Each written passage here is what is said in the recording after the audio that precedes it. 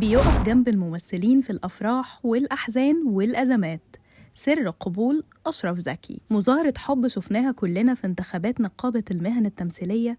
كل الناس جاية عشان تدعم النقيب أشرف زكي ويهتفوا بأعلى صوت: الأسفلت منور ليه أشرف زكي مشي عليه.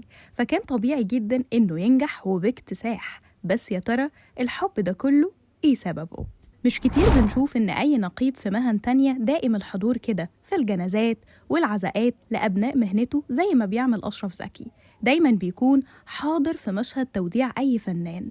ومش بس كده، ده بيقف جنب أسرة الفنان الراحل لحد ما يطمن إنهم خلاص مش محتاجين حاجة. لو أي ممثل اتعرض لأزمة سواء كانت في الشغل أو في الحياة الخاصة، وفي ظل ما انت تايه ومش عارف توصل للفنان ده أو تعرف منه حاجة، بتلاقي أشرف زكي حاضر على كل القنوات وفي كل. لو أي ممثل اتعرض لأزمة سواء كانت في شغل أو في الحياة الخاصة، وفي ظل ما انت تايه ومش عارف توصل للفنان ده أو تعرف منه أي حاجة، بتلاقي أشرف زكي حاضر على كل القنوات وفي كل المواقع، بيشرح اللي حصل ويطمن الجمهور، وعمره ما يتعالى أبدا إنه يقدم المعلومات اللي الجمهور مستني إنه يعرفها منه. كل ما فنان يتعب يجري عليه وينقله أقرب مستشفى ويطمن عليه ويدفع له كمان فلوس العلاج.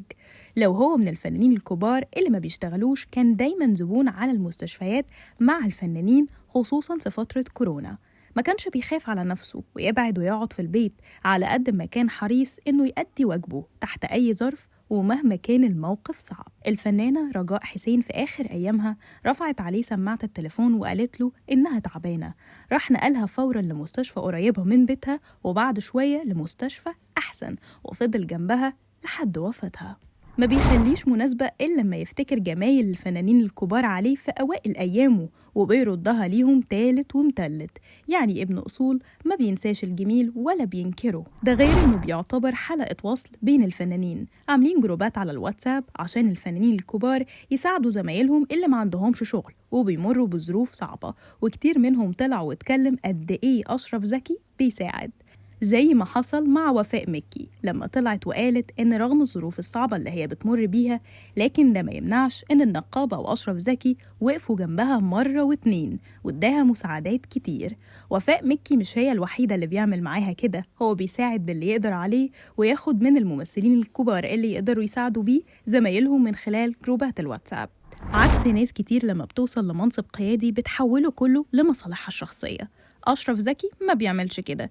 ما بنشوفوش مثلا في أدوار كتير على الشاشة رغم إنه سهل يعمل كده. صدقت ماجدة زكي أخته لما قالت إنه أخوها وابنها اللي ربته أحسن تربية.